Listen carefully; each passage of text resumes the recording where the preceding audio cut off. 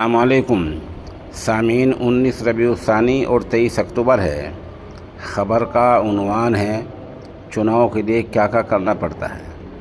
ये दो तस्वीरें हैं, इनमें आरएसएस के चीफ मोहन भागवत और यूपी के वज़ीर आला योगी आदित्यनाथ दिख रहे हैं। दोनों की मुलाकात मथुरा में हुई है।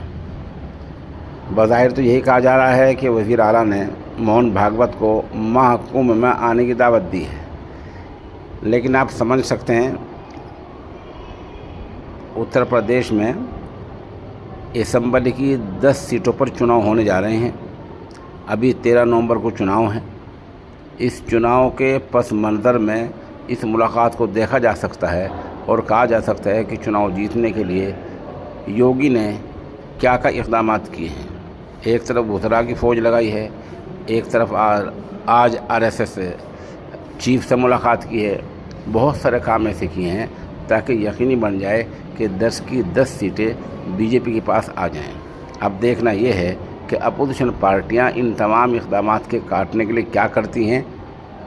कुछ उनसे हो पाता है या नहीं हो पाता है।